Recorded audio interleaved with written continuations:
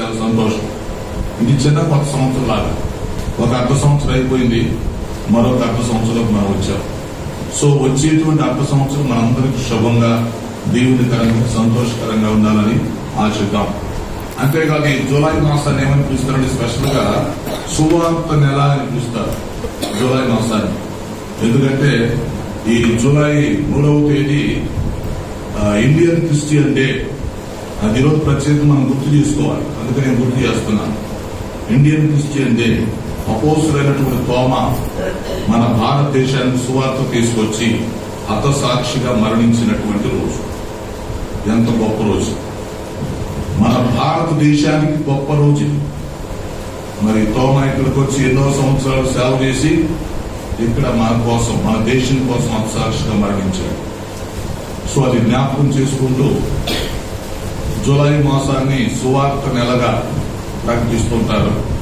So ఒకవేళ కవిత్వ కూడా మనం ఆలోచించవచ్చు, ఈ నెలలో ఏదైనా మనం కూడా ఒక మండలంలో సువార్త ప్రకటించాలంటే అలా మనం వెళ్ళి సువార్త ప్రకటించవచ్చు. ఈ కార్యక్రమంలో మనం పెడితే బాగుంటుంది. సంవత్సరానికి ఒకసారి ఒక మండలాన్ని ఎంపిక చేసుకొని మన ఫెలోషిప్ ద్వారా సువార్త ప్రకటించే పద్ధతి, ఆ క్రమం కూడా పెట్టుకుంటే బాగుంటుందేమో. కొంత పెద్దలు ఆలోచిస్తారు మన కమిటీ వాళ్ళు. జస్ట్ గుర్తు చేస్తున్నాను. అయితే నిన్న మన కార్యక్రమం తీసి వచ్చాను నేను. మరి ఇండియన్ క్రిస్టియన్ డే కాబట్టి ఈ సువార్త నెలలో ఖచ్చితంగా సువార్త ప్రకటించాలని మొన్న వెళ్లి ఈ పోలవరం డ్యాం కట్టారు కదా, కొన్ని గ్రామాలు తీసేశారు. అవి భూమి మీద నుంచి తీసేశారంటే కొత్తగా గ్రామాలు ఏర్పడ్డాయి, పునరావాస గ్రామాలు. సుమారు 20 గ్రామాల్లోకి వెళ్ళి సువార్త చెప్పొచ్చారు. ఎందుకంటే భూమి మీద కొత్తగా వచ్చిన గ్రామాలు, భూమి మీద అర్థం చేసుకోండి. అంటే ఆ గ్రామాలు మొత్తం తీసేస్తే వారికి పునరావాస గ్రామాలు, వేరే గ్రామాలు మరి లెవెల్ పెట్టి వదిలేయాలా? దానికి పిలుస్తా ఆ రికార్డింగ్ బాగుంది. ఒకసారి పెట్టి వదిలేస్తే లెవెల్ మార్చుకుంటే ఇంకా డిస్టర్బ్ గురించి పిలుస్తా నేను ఎంత అర్థం చదివే గమనిస్తున్నాను.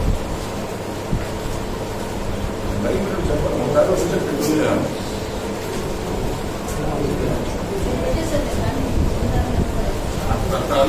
చెప్పబడి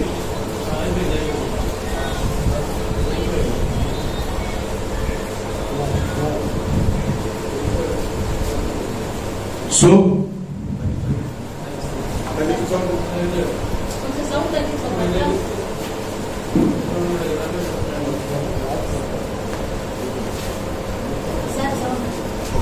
ఫిక్సింగ్ అవుతుంది. ముందు 5 నిమిషాలు బాగున్నప్పుడు దాని కలిగినందుకు 10 నిమిషాలు కలుగుతానే ఉన్నా.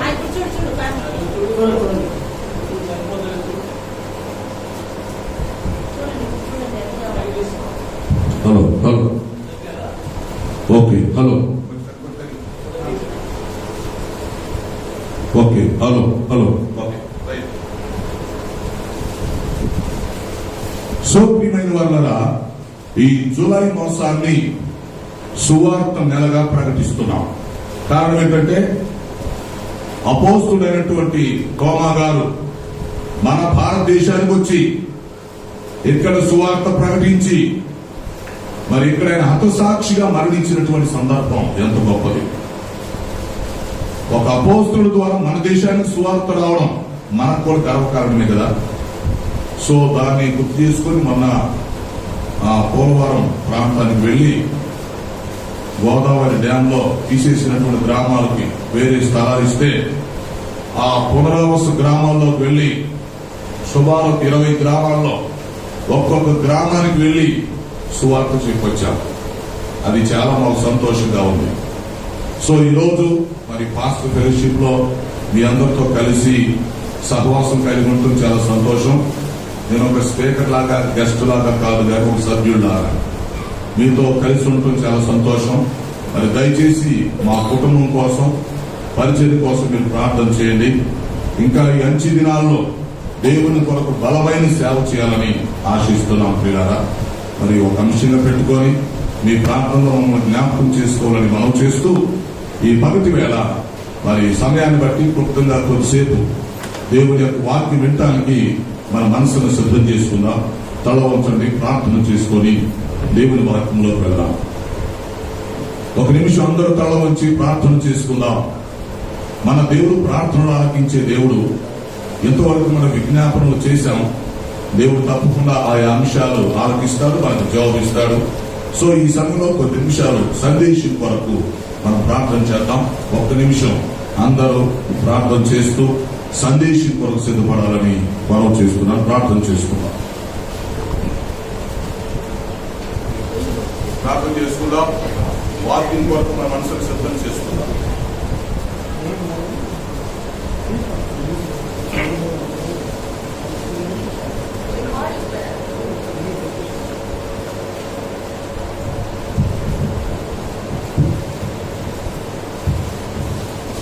ప్రార్థన. పరిశుద్ధుడైన మా తండ్రి, జీవాధిపతి, నీ ఘనమైన పాదాలకు స్తుతి స్తోత్రాలు చెల్లిస్తున్నాం. ఈ జూలై మాసంలో తెలుగు బ్యాప్టిస్టు చర్చ్ కర్నూలులో బోగోలు మండల పాస్టర్ ఫెలోషిప్ మీటింగ్ ఈ విధంగా జరుపుకోవడానికి మీరు చూపిన కృప కొరకు మీకు స్తుతులు చెల్లిస్తున్నాం. ఇంతవరకు పాటల పరిచయలో, విజ్ఞాపనలో ఆరాధన నడిపిస్తూ వచ్చినందుకు మీకు వందనాలు.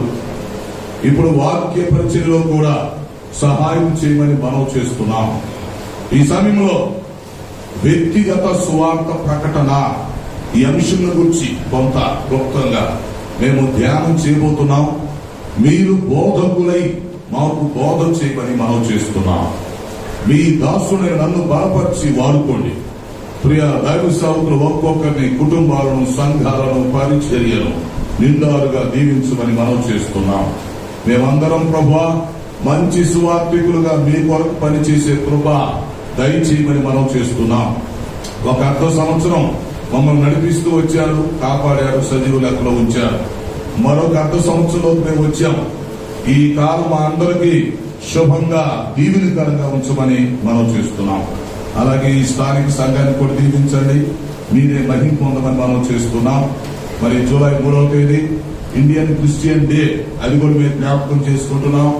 అపోస్తుడైన తోమా మా దేశానికి వచ్చి సంఘాన్ని స్థాపించి సువార్త చెప్పి హతసాక్షిగా మరణించిన సందర్భాన్ని కూడా జ్ఞాపకం చేసుకుంటున్నాం. ప్రభువా, ఆయన రక్తం ఇక్కడ చిందించబడింది ఆయన. దాన్ని బట్టి మేము కూడా ఉద్యోగం తెచ్చుకొని మా దేశం కొరకు మేము ప్రయాసపడే కృప మా అందరికీ దయచేయండి. ఆయన కృప చూపించమని మనం చేసుకున్నాం. ఈ సమయంలో మీ వాక్యం ద్వారా మాతో మాట్లాడి మమ్మల్ని బలపరచండి. మాకు అవసరమైన సందేశం దయచేయమని యేసు పరిశుద్ధ నామంలో అడుగుచున్నాను తండ్రి, ఆమేన్. ఓకే ప్రియులారా, కూడి వచ్చిన మీ అందరికీ మరొకసారి శుభాలు, ప్రత్యేక వందనాలు తెలియజేస్తూ మిమ్మల్ని వర్తమానం కొరకు ఆహ్వానిస్తున్నాం. ఈ పగటి వేళ మన ధ్యానాంశము వ్యక్తిగత సువార్త ప్రకటన. సందర్భాన్ని బట్టి ఈ అంశం తీసుకోవడం జరిగింది. జూలై నెల మరి సువార్త నెల కాబట్టి సువార్త కోసం ఆలోచన చేశాం. అలాగే అపోస్తులైనటువంటి తోమా కోసం కూడా, ఆయన హతసాక్షిగా మరణించినటువంటి సందర్భాన్ని బట్టి కూడా సువార్త కోసం ఆలోచన చేయడం జరిగింది. సో ఈ రోజు మనం ఆలోచించబోతున్న విషయం, ధ్యానం చేయబోతున్న విషయం వ్యక్తిగత సువార్త ప్రకటన. దేవుని కొరకు దైవ సేవకులైనటువంటి మనమందరం కూడా వ్యక్తిగతంగా కూడా సువార్త ప్రకటించేటట్లుగా ఉండాలి. ఇది ఒక ముఖ్యమైన విషయం. దైవ సేవకులుగా మనము వ్యక్తిగతంగా సువార్త ప్రకటించేటట్లుగా ఉండాలి. అలాగే మన సంఘాలలో, ఒక్కొక్క స్థానిక సంఘంలో మన విశ్వాసులు కూడా ఇది నేర్పించాలి. మన సంఘంలో స్త్రీలు, పురుషులు, యవనస్తులు ఎంతో మంది ఉంటున్నారు. వారికి కూడా వ్యక్తిగతంగా సువార్త ప్రకటించడం మనం నేర్పించాలి. ఇది మన కర్తవ్యం. ఒకవైపు దైవ సేవకులము, సేవకురాంధ్రమైన మనం కూడా వ్యక్తిగతంగా సువార్త ప్రకటిస్తూ, మరొక వైపు మన స్థానిక సంఘాల్లో ఎంతమంది విశ్వాసులు ఉంటున్నారో, ఎంతమంది రక్షణ పొందిన వారు ఉంటున్నారో వారికి కూడా అవసరమైతే క్లాస్ ఇచ్చేలా వారు వ్యక్తిగతంగా సువార్త చెప్పేటట్టుగా వారికి మనం నేర్పించాలి. అప్పుడేమవుతాయి అంటే ఆత్మ రక్షించబడడం, నూతన కుటుంబాలు సంఘానికి రావడం, మన సంఘం యొక్క సంఖ్య పెరుగుతుంది, సంఘ సరిహద్దులు పెంచబడతాయి. ఎప్పుడో 50 మందో 100 మంది అని కాకుండా ఎప్పుడైతే మన విశ్వాసులను కూడా మనం శిష్యులుగా తయారు చేయగలుగుతామో, మన విశ్వాసుల్ని మనం సువార్త ప్రకటించే స్థితికి తేగలిగితే నువ్వు వద్దనే కొద్ది సంఘాలు ఫుల్ అయిపోతాయి. మనం ఆ సూత్రం పాటించాలి. మనం ఏదో సంఘాలు నడిపించుకుంటూ వెళ్ళిపోవడం కాదు. ఆరాధన చేసుకుంటా, వార కార్యక్రమాలు చేసుకుంటా అలా ముందుకు వెళ్ళిపోతా కూర్చుంటే బండి సాగదు. బండి స్పీడ్ ఎందుకు? సంఘం అభివృద్ధి అవ్వాలి అంటే సువార్త సూత్రాన్ని పాటించాలి. వ్యక్తిగతంగా మనం సువార్త ప్రకటించాలి. మన విశ్వాసులందరినీ కూడా, ప్రతి విశ్వాసి కూడా తాను వ్యక్తిగతంగా సువార్త చెప్పగలిగినటువంటి స్థితికి అతను మనం తయారు చేయాలి. ఇప్పుడు సంఘాల్లో వారానికి ఒకసారి బైబిల్ క్లాసులు పెడతారు, ఆరాధన కాకుండా. ఆ బైబిల్ క్లాసుల్లో మన సంఘస్థులకి బయట సంఘం ప్రక్కన పెట్టండి, ఎవరి సంఘానికి వాళ్ళు. మన సంఘంలో మనం బైబిల్ క్లాస్ పెట్టినప్పుడు ఆ బైబిల్ క్లాస్కి వచ్చేది ఎవరు? రక్షించబడిన వాళ్ళు ఎవరు వచ్చేది? మ్యాక్సిమం. తర్వాత సంఘంలో ఇంట్రెస్ట్ ఉన్న వాళ్ళు ఎవరు వచ్చేది? మరి వారికి సువార్త చెప్పడం మనం నేర్పించవచ్చు కదా. దాని బైబిల్ ట్రైనింగ్ అవసరం లేదు, దానికి పెద్ద బైబిల్ పరిజ్ఞానంతో కూడా అవసరం లేదు. మనం నేర్పించవచ్చు కదా ఇలా సువార్త చెప్పాలి అని. కాబట్టి ఈరోజు వ్యక్తిగత సువార్తల గురించి మీతో చెప్పబోతున్నాను. సువార్త ఆజ్ఞ గురించి మీతో మాట్లాడబోతున్నాను. కొద్ది నిమిషాలు ఈ వర్తమానాన్ని మనం తీసుకొని స్పందించి ఉద్యోగం తెచ్చుకొని మనం సువార్త ప్రకటిస్తూ మన సంఘాల ద్వారా అనేక మందికి సువార్త అందిస్తూ సంఘాలను బలోపేతం చేసుకుంటూ ఉద్యోగంగా ముందుకు కొనసాగాలని మనం చేస్తున్నాను. ముందుగా యేసుక్రీస్తు వారు మనకిచ్చినటువంటి సువార్త ఆజ్ఞ ఈ సందర్భంలో గుర్తు చేసుకొని ధ్యానం లోపలికి వెళ్దాం.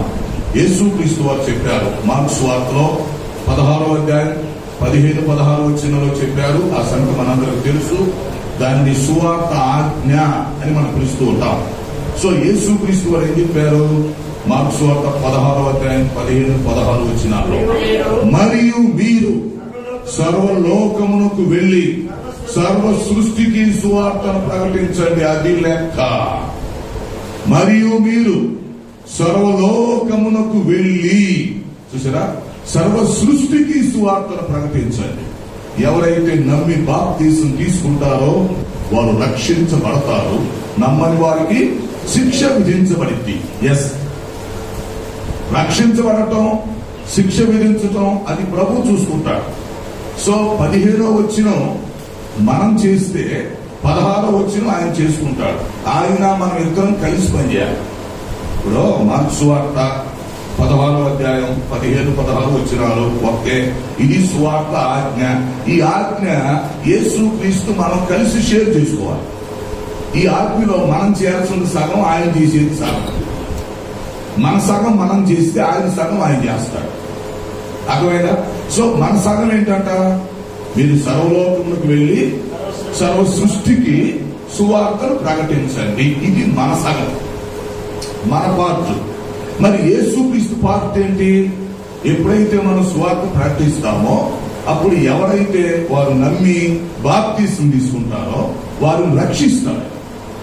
రక్షించే పని ఆయన్ని. సరే, ఎవరైతే నమ్మకుండా తిరస్కరిస్తారో, ఆటంకపరుస్తారో వారికి శిక్ష వేస్తాడు. రెండవ రాకడ వచ్చినప్పుడు శిక్ష వేస్తాడు. కాబట్టి ఇప్పుడు సువార్త ప్రకటించే పని మనం చేస్తే ఆత్మను రక్షించటం, రక్షణ పొందని వారికి శిక్ష వేయటం, అదంతా ప్రభువు చూసుకుంటాడు. అందువల్ల మనం ఏంటంటే ఇది పాత విషయమే కదా, మనకు తెలిసిన విషయమే కదా అని సింపుల్ గా అంచనా వేయకుండా, అనుకోకుండా ఈ సువార్త ఆజ్ఞను మనం సీరియస్ గా తీసుకోవాలి. ఓకే, ఇక ఈ సువార్త ఆజ్ఞలో రకరకాల విషయాలు ఉన్నాయి. ఇప్పుడు అవన్నీ చెప్పట్లేదు, అందులో ఒక విషయాన్ని ప్రస్తావిస్తాం ఈ సమయంలో. అదేంటంటే వ్యక్తిగత సువార్త. సువార్త ప్రకటించే వివిధ పద్ధతులు ఉన్నాయి. వాటన్నిటి గురించి ఇప్పుడు మనం చెప్పుకోవట్లేదు. ఇప్పుడు వీధి సువార్త అని, బహిరంగ సువార్త అని, లేకపోతే ఎన్నో రకాలు ఉన్నాయి, అవన్నీ చెప్పుకోవట్లా. వ్యక్తిగత సువార్త, ఒక వ్యక్తి వెళ్లి వ్యక్తిగతంగా సువార్త చెప్పడం. ఓకే, ఈ వ్యక్తిగత సువార్త కూడా మీరు ఆలోచిస్తే 3 సెక్షన్స్ గా ఉండేది వ్యక్తిగత సువార్త. ఒకటేంటంటే మనము ఒక్కరిగా వెళ్లి ఒక్కొక్కరిని కలిసి సువార్త చెప్పేది ఏ పార్ట్. మనం ఒక్కొక్కరిగా వెళ్తాం, ఒక్కొక్కరిని కలిసి సువార్త చెప్తాం. బి పార్ట్ లో మనం ఇందులో కొంతమందిగా వెళ్ళి ఒక్కొక్కరికి సువార్త చెప్పొస్తాం. ఏలో మనం వ్యక్తిగతంగా సువార్త చెప్తాం, బిలో మనం టీమ్గా సువార్త చెప్తాం. సిలో ఎలా ఉంటుందంటే కొన్నిసార్లు అనుకోకుండా కొంతమంది మనల్ని కలుసుకుంటారు. మనం అనుకోము, వాళ్ళు అనుకోరు. అనుకోకుండా అక్కడక్కడ మనం కలుసుకుంటాం వ్యక్తుల్ని. మనం నడుస్తున్నప్పుడు, నిలబడినప్పుడు, కూర్చున్నప్పుడు, కొనుక్కున్నప్పుడు, ప్రయాణాలు చేస్తున్నప్పుడు, డ్యూటీ చేస్తున్నప్పుడు ఎంతో మంది మనకు కలుస్తారు. అంటే వారిని కలవాలని మనము అనుకోము, మనల్ని కలవాలని వాళ్ళు కూడా అనుకోరు. తటస్థపడుతుంటారు. అర్థం చేసుకోండి. అంటే ఇది ఏ సెక్షన్ కాదు, బి సెక్షన్ కాదు. ఇదే సెక్షన్, ఇది సి సెక్షన్. అంటే అనుకోకుండా వ్యక్తులు కలుసుతారు. ఇప్పుడు పొలాన వ్యక్తిని కలుస్తామని మనకు తెలియదు. లేకపోతే వాళ్ళు మనల్ని కలుస్తారని వాళ్ళకు కూడా తెలియదు. సో ఈ దైనందినటువంటి జీవితంలో ఒక రోజు మనం నిద్ర లగిసిన దగ్గర నుంచి నిద్రపోయేంత వరకు ఎంతో మంది వ్యక్తులు మనం కలుస్తారు. ఎప్పుడైనా మీరు ఒకసారి చెక్ చేయండి, అసైన్మెంట్ చేసి చూడండి. అని శాంపుల్ గా ఒక రోజు మీరు నిద్ర లగిసిన దగ్గర నుండి మరలా నిద్రపోయేంత వరకు ఎంతమంది వ్యక్తులు కలుసుంటారు. మీరు కలవటం కానీ, వారు కలవటం కానీ, లేక అనుకోకుండా కలుసుకోవటం కానీ, మొత్తానికి ఎప్పుడైనా ఒకరోజు శాంపుల్ చేయండి. ఏదో ఒకరోజు ఉదయం నిద్ర లగిసి నుంచి సాయంత్రం నిద్రపోయేంత వరకు ఈ రోజు ఎంతమంది వ్యక్తులు కలిశారు. సో ఇది సి సెక్షన్. అనుకోకుండా కొంతమంది వ్యక్తులు కలవడం అంటే ప్రత్యేకంగా మనం సువార్త ప్రకటించాలనే ఆ ప్రణాళికతో కాదు, అసలు కలుస్తుంటాం. మనకు పనులు కొంతమందిని మనం కలుస్తాం, లేక వారికి పని ఉండి మనల్ని కలుస్తారు. లేదు అసలు ఇద్దరికి ఒకరికొకరు పని లేదు, అనుకోకుండా కలుస్తాం. ఇక్కడ నేను నిలబడ్డాను బస్ కోసం, ఈ లోపల ఒక నలుగురు వ్యక్తులు వచ్చి నన్ను కలిసి లేదు. లేక ఇంకొక చోటకి వెళ్ళి మనం కూర్చుంటాం, కొంతమంది కలుస్తారు. ప్రయాణం చేస్తాం, కలుస్తారు. లేక డ్యూటీ చేసుకుంటాం, కలుస్తారు. ఆఫీస్కి వెళ్తాం, కలుస్తారు. ఇట్లా ఒక రోజులో అనుకోకుండా ఒక వ్యక్తిగా మనము ఎంతమందిని కలుస్తున్నాం. ఈరోజు స్పెషల్ ఎంతమందిని కలుస్తున్నాం. ఓకే, ఈ కలిసిన వాళ్ళలో కొత్త వాళ్ళు ఎంతమంది, పాత వాళ్ళు ఎంతమంది. ఒక రోజు మనం ఎంతమందిని కలిసాం. కలిసిన వాళ్ళలో కొత్త వాళ్ళు ఉంటారు, పాత వాళ్ళు ఉంటారు కదా. కొత్త వాళ్ళు ఎంతమంది, పాత వాళ్ళు ఎంతమంది, మనకు తెలిసిన వాళ్ళు ఎంతమంది, తెలియని వాళ్ళు ఎంతమంది. సరే, మనం కలిసిన వాళ్ళలో రక్షణ పొందిన వాళ్ళు ఎంతమంది, రక్షణ పొందిన వాళ్ళు ఎంతమంది. ఈ రోజు మొత్తం మీద ఒక 50 మంది వ్యక్తులు కలిసామంటే మనం, ఉదాహరణకి మనం కలవనివ్వండి, వాళ్ళు కలవనివ్వండి, ఎక్కడో చోట మనం తటస్థ పడేవ్వండి. సో ఒక 50 మంది కలిశారు. ఈ 50 మంది వ్యక్తుల్లో రక్షణ పొందిన వాళ్ళు ఎంతమంది ఉంటారు, పొందిన వాళ్ళు ఎంతమంది ఉంటారు. సరే, రక్షణ పొందిన వాళ్ళు మనం వదిలేస్తే మీరు బాగా సీరియస్ గా ఆలోచించండి. ఒక్కొక్క రోజు రక్షణ పొందిన వాళ్ళు ప్రత్యేకంగా మనకి ఎంతమంది కలుస్తున్నారు. ఒక్కొక్క రోజు రక్షణ పొందిన వాళ్ళు, చచ్చి నరకానికి పోయేవాళ్ళు, నాశనం అయిపోయేవాళ్ళు ఎంతమంది మనల్ని కలుస్తున్నారు. వాడు ఎప్పుడు చనిపోతారో వారికి తెలియదు. వారి జీవితంలో చివరి రోజు ఎప్పుడో వారికి తెలియదు. చనిపోతే వారు ఖచ్చితంగా నరకానికి పెడతారు. ఆ సంగతి వారికి తెలియదు, మనకు తెలుసు. కరెక్టా కదా? చెప్పలే, కరెక్ట్ కదా? ఒక రోజులో మనం కలుస్తున్న వ్యక్తుల్లో రక్షణ పొందిన వాళ్ళు వదిలేసేది. రక్షణ పొందనోళ్ళ విషయానికి వస్తే ఒక్కొక్క రోజు రక్షణ పొందనోళ్ళు మనల్ని ఎంతమంది కలుస్తున్నారో వారందరూ చనిపోతే నరకానికి వెళతారన్న సంగతి 100% మనకు తెలుసు, కానీ వారికి తెలియదు. మరి ఒక్కొక్క రోజు ప్రత్యేకంగా ఇప్పుడు సువార్త పెడతాం, అది వేరే విషయం అనుకోండి. సువార్త సభలు పెట్టడం, లేక వీధి సువార్త ప్రకటించడం, లేక వ్యక్తిగత మన సువార్త చెప్పడం, అవి పక్కన పెట్టండి. ఇప్పుడు ప్రత్యేకంగా సెక్షన్ ఏంటంటే ఒక్కొక్క రోజు అనుకోకుండా ఎంతో మంది మనల్ని కలుస్తున్నారు. రక్షణ పొందని వారు కలుస్తున్నారు. వారు చనిపోతే నరకానికి వెళ్తారు. వారు ఆ రోజు నీ ముఖం చూసారు, వాళ్ళు లేక నేను పలకరించారు, లేదా కొంత సమయం నీతో గడిపుంటారు. నీతో గడిపి చచ్చో నరకానికి ఎందుకు వెళ్ళాలి. ఒక దైవ సేవకుడుగా నువ్వు ఉన్నప్పుడు భూమి మీద నీ ముఖం చూసినోడు, నిన్ను కలిసినోళ్ళు, నీతో మాట్లాడినోళ్ళు, నీతో కొంత సమయం గడిపినోళ్ళు రేపు చనిపోయి నరకానికి వెళ్తామంటే అది మనకి దరిద్రం కాదా? అంటే మనల్ని కలిసి కూడా నరకానికి వెళ్ళాలా? ఇంకా నేను వేరే విషయాలు మాట్లాడుతాను సార్. ఇందులో సెక్షన్స్ చాలా ఉన్నాయి. వ్యక్తిగత సువార్త పరిచర్య అన్నప్పుడు నేను ముందే చెప్పానుగా చాలా సెక్షన్స్ ఉన్నాయి. ఇప్పుడు అవన్నీ మనం చెప్పుకోవట్లేదు. శాంపిల్ ఒక సెక్షన్. అనుకోకుండా కలిసేవారు. ప్రతిరోజు అనుకోకుండా మనలను చాలా కలుస్తున్నారు. ఇప్పుడు మనము ప్రిపేర్ అవ్వట్లేదు, వారు ప్రిపేర్ అవ్వట్లేదు.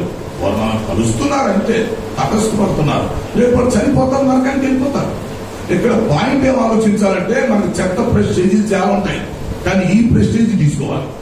నన్ను ఒక వ్యక్తి కలిసి కూడా, ఒక వ్యక్తి నా ముఖం చూసి కూడా, ఒక వ్యక్తి నాతో మాట్లాడి కూడా అతను నరకానికి వెళ్ళాడంటే నేనంత పనికి మంది ఉండరా? అంటే నన్ను కలిసిన వ్యక్తి నరకానికి వెళ్లకుండా నేను అతను ఆపలేకపోయేది అనే సిగ్గు బుద్ధి మనకుండా. ఈ విషయంలో ప్రెస్టేజ్ విషయం రావాలి, ఈ విషయంలో ఛాలెంజ్ గా తీసుకోవాలి. ఎందుకంటే నేను చెప్పే మాట ఏంటంటే మనం కలిసిన నరకానికి వెళ్ళకూడదు. ఎందుకంటే మనం దైవ సేవకులు, ఓకే, నో ప్రాబ్లం. మనం దైవ సేవకులు, దేవుడు మనకు తోడుగా ఉంటాడు. మనల్ని, మన కుటుంబాలని, మన సంఘాలను దేవుడు దీవిస్తాడు. దేవునికి స్తోత్రం. రేపు మనం చనిపోతే మనం పరలోకానికి వెళ్తాం, పరలోకానికి బహుమానం వచ్చింది. సరే, ఈ విషయాలు ప్రక్కన పెడితే ఈ భూలోకంలో కోట్ల మంది ప్రజలు నివసిస్తున్న ఈ పరిస్థితిలో మనలను కలిసి వాళ్ళు నరకానికి వెళ్ళకూడదు. నేను ప్రిపేర్ అవ్వలేదు సార్ అనొచ్చు. ఎస్, మనం ప్రిపేర్ అవ్వలేదు, వాళ్ళు ప్రిపేర్ అవ్వలేదు. ఆ విషయం ప్రక్కన పెట్టండి. అనుకోకుండా కలిసాడు. ఈ రోజు నీ ప్రక్కనే కూర్చున్నాడు ఒక అరగంట, అవునా? రేపు పొద్దున్న చనిపోయాడు. నేను ప్రాక్టికల్ గా మాట్లాడుతున్నాను. ఈ రోజు నీ ప్రక్కన కూర్చుని ఒక అరగంట సేపు నీతో మాట్లాడాడు. మనం ఏం మాట్లాడుకున్నాం, కుటుంబ విషయాలు, లేక రాజకీయాలు, ఆర్థిక విషయాలు మాట్లాడుకున్నాం. రేపు పొద్దున్న అతను ఏమైపోయాడు? చనిపోయాడు. అతడు చనిపోతాడన్న సంగతి మనకు తెలుసా? మనకు తెలియదు. అతను తెలుసా? అతను తెలియదు. కానీ దేవుడు ఏం చేశాడు? అతను చనిపోయే ముందు ఒక అరగంట సేపు నా పక్కన కూర్చోబెట్టాడు ఆ వ్యక్తిని. మీరు అర్థం చేసుకోవాలి. మాకు తెలుసు అనుకోకండి, ఈ ప్రసంగాలు చాలా చేసేవాళ్ళు అనుకోకండి, పిచ్చి మాటలు. పరిశుద్ధాత్మ మాట్లాడుతున్నప్పుడు టేక్ రెస్పాన్స్. దానికి స్పందించినోడే గొప్ప సేవకుడు. పరిశుద్ధాత్మ మాట్లాడుతున్నప్పుడు ఎవరైతే రెస్పాండ్ అవుతాడో వాడు గొప్ప సేవకుడు. అంతేగాని మాకు తెలుసు తెలియదు అనేది కాదు. తెలియచ్చు, తెలియపోవచ్చు, అనవసరం. సబ్జెక్ట్ అది కాదు. ప్రభు మాట్లాడుతున్నాడు, మనం స్పందించడం మన బాధ్యత. ఈ రోజు మన ప్రక్కన ఒక అరగంట కూర్చున్నట్టు పొద్దున చనిపోయాడు. అప్పుడు అతను నరకానికి వెళ్ళిపోయాడు. అది దేవుడికి ఎంత బాధగా ఉండింది, మనకెంత బాధగా ఉండింది, ఆ నరకానికి వెళ్ళడానికి ఎంత బాధగా ఉండింది. ముగ్గురికి బాధేగా. కరెక్టా? మన ప్రక్కన కూర్చో నరకానికి వెళ్ళినందుకు మనకు బాధ. ఆ నరకానికి వెళ్ళినోడు కూడా మరి ఆయన పక్కన కూర్చున్నాను కదా పాస్టర్ గారికి, కనీసం ఆయన ఏం చెప్పలేదు, చెప్పుతో నేను మారేవాడిని, అనవసరం నరకానికి వచ్చేదని అతను బాధపడతాడు. దేవుడు కూడా అనుకుంటాడు మరి ఇద్దరు కలిపేందులో ఒక అరగంట సేపు కలిపినా ఇక్కడ స్పందన రాలేదని దేవుడు బాధపడతాడు. సో ప్రియమైన వాళ్ళ నేను చెప్పేది ఏంటంటే ప్రతిరోజు మనలను కొంతమంది కలుస్తున్నారు. ఇది వాస్తవం. ఎదురు నుంచి మీరు గుర్తుపెట్టుకోవాలి. మీ లైఫ్ లో ప్రతిరోజు కొంతమంది కలుస్తున్నారు. నువ్వు ఎవరి దగ్గరికి వెళ్ళాల్సిన పనిలే, లేకపోతే ఎవరు నీ దగ్గరికి రావాల్సిన పనిలే. అది ఇంక వేరే సెక్షన్. ఇది సింపుల్ సెక్షన్ మాట్లాడుతున్నా. మనము ఏదో మన పనుల కోసం వెళ్తున్నప్పుడు, ఆఫీస్కి వెళ్తున్నప్పుడు, బస్సు దగ్గర నిలబడుతున్నప్పుడు, మార్కెట్కి వెళ్తున్నప్పుడు, లేకపోతే పిల్లల స్కూల్ తీసుకెళ్తున్నప్పుడు ఎంతో అటు తిరుగుతుంటాం, ఆగుతుంటాం, నడుస్తుంటాం, కూర్చుంటాం. ఈలోపు కొంతమంది మనల్ని కలుస్తుంటారు. ఈ కలిసే వాళ్ళలో కొంతమంది రక్షణ ఉంది, కొంతమంది రక్షణ లేదు. రక్షణ పొందిన వాళ్ళని ప్రక్కన పెడితే రక్షణ లేని వాళ్ళ సంగతి ఏంటి? వారు మనల్ని కలుస్తున్నారంటే ఒకవేళ దేవుడే కల్పిస్తున్నాడేమో అని మనం అనుకోవచ్చుగా. దేవుడే ఆ అవకాశం మనకి ఇచ్చాడేమో అని మనం అనుకోవచ్చుగా. మనము అనుకోలేదు, వాళ్ళు అనుకోలేదు కదా. పైగా మెంటల్ ప్రిపరేషన్ కూడా లేదు. మరి కొంతమంది వ్యక్తులు మనం కలుస్తున్నారు, పలకరిస్తున్నారు, మన ముఖం చూస్తున్నారు, మన ప్రక్కన కూర్చుంటున్నారు. కొంత సమయం వారు మనం కలిసి గడుపుతున్నాం. మరి అలాంటప్పుడు తర్వాత వాళ్ళు చనిపోతే దాని పరిస్థితి ఏంటి? ఒకవేళ దేవుడే ఆ అవకాశం మనకి ఇస్తున్నాడేమో, ఆ వ్యక్తులు తీసుకొచ్చి మనకు కల్పిస్తున్నాడేమో, మన ద్వారా వాళ్ళు రక్షించబడటానికి, మన ద్వారా వాళ్ళు నరకం నుంచి తప్పించబడటానికి, లేక మన ద్వారా వాళ్ళు సంఘానికి రావడానికి దేవుడే కొంతమంది వ్యక్తులను తీసుకొచ్చి మనకు తెలియకుండా మనల్ని కల్పిస్తున్నాడేమో. మనకేం తెలుసు? ఆ అవకాశం మనకి ఇస్తున్నాడేమో అని మనం ఎందుకు అనుకోకూడదు? సో ఈ విధంగా ప్రతిరోజు మనకి కొంతమంది వ్యక్తులు కలుస్తున్నప్పుడు, ముఖ్యంగా రక్షణ పొందని వ్యక్తులు నీ లైఫ్ లో ఏ రోజైనా సరే నీకు కలిసినప్పుడు, తగినప్పుడు వాళ్ళకు సువార్త చెప్పకుండా నువ్వు ఎందుకు వదులుతున్నావు? ఒక 5 నిమిషాలు, 10 నిమిషాలు లేదా ఒక చిన్న బైబుల్ ఇవ్వటం, పత్రిక ఇవ్వటం, అంటే మన వంతు ధర్మం. ఆ వ్యక్తిని రక్షించే శక్తి మన దగ్గర లేదు. ఆ వ్యక్తి మారతాడో మారడో మనకు తెలియదు, అయ్యేది మనకు అనవసరం. మనకు ఒక అవకాశం వచ్చిందంటే అవకాశాన్ని మనం ఉపయోగించుకోవాలి. మన వంతు ధర్మాన్ని మనం చేయాలి. వ్యక్తిగత సువార్త ప్రకటనలో ప్రియులారా, మరి ప్రతి ఒక్కరు కూడా ప్రతిరోజు మనకు కలిసినటువంటి అన్యులను, మనకు కలిసినటువంటి నశించిపోతున్న ఆత్మలను మనం మొదలకూడదు. ఎందుకంటే వారు మిత్రుల, శత్రువుల, మన స్నేహితుల, బంధువుల, రక్త సంబంధికుల, మనకు తెలిసిన వాళ్ళ, తెలియని వాళ్ళ, ఇదంతా మనకు అనవసరం. ఎందుకంటే రేపు వాళ్ళు చనిపోతే పాపం నరకంలో చాలా బాధపడతారు. లక్షల కోట్ల సంవత్సరాల అగ్నిగుండంలో బాధపడతారు. ఆ తర్వాత దేవుడు బాధపడి, మనము బాధపడి, ఆ వ్యక్తి బాధపడి, అది చాలా భయంకరమైన బాధ. అది మీకు ఆ రోజు తెలిసి ఇప్పుడు తెలియకపోవచ్చు. అప్పుడేమనుకుంటామంటే, ఒక సేవకుడిగా నేను పుట్టి అభిషేకం తీసుకొని దేవుడు నన్ను పోషిస్తున్నాడు, దేవుడు నన్ను వాడుకుంటున్నాడు, అయినా కొన్నిసార్లు నాకు వచ్చిన అవకాశం పోగొట్టుకుంటున్నాను. ఇదంతా దుస్థితి అని మనమే బాధపడే పరిస్థితులు వస్తాయి. కాబట్టి సువార్త ప్రకటించడానికి అవకాశం వస్తే ఎవరు పోగొట్టుకోకూడదు. అందుకే సమయమందును అసమయమందును ప్రయాసపడము, సువార్త ప్రకటించమన్నాడు పౌలు గారు కూడా.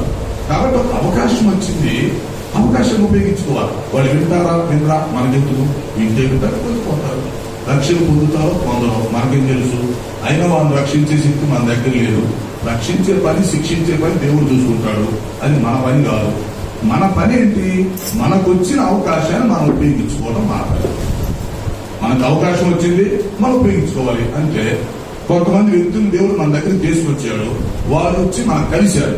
వాళ్ళు మనం అనుకోకుండా తటస్థంగా కలుసుకున్నాం కాబట్టి మనం ఏం చేయాలా? ఆ సమయంలో వారికి సువార్తని దానం చేయాలి. భోజనం లేని వాళ్ళకి ఎట్లాగా మనం భోజనం పెడుతున్నాము ఆకలితున్న వాళ్ళకి, లేకపోతే అక్కడక్కడ నీళ్లు పోస్తుంటారు, ఊరకు మంచినీళ్ళు ఇస్తున్నారు, లేకపోతే వస్త్ర దానాలు ఏమైనా దానం చేస్తున్నారో, అట్లాగా మనం చేసేది సువార్త దానం. మనకు కలిసిన ప్రతి ఒక్కరికి ఆ అవకాశాన్ని మనం ఉపయోగించుకొని సువార్తను దానం చేయాలి. ఈరోజు మనం నేర్చుకోవాల్సినది. చాలా సంవత్సరాల క్రితం నేను విజయవాడ మీటింగ్స్ లో వాక్యం చెప్తున్నప్పుడు ఒక ఆయన వచ్చి సాక్ష్యం చెప్పాడు, నాకు గుర్తుంది. నేను చిన్న సాక్ష్యం చెప్తాను అన్నాడు. చెప్పండి అని ఆయన టైం ఇచ్చాను. ఆయన ఏం చెప్పాడంటే, అయ్యా నేను రక్షించబడినప్పటి నుంచి రోజుకొకరికి సువార్త ప్రకటించడానికి నిర్ణయించుకున్నాను. రోజుకొక్కరికన్నా సువార్త చెప్పకపోతే ఆ రోజున నిద్ర పోను, మనసు ఎక్కను, భోజనం చేయను.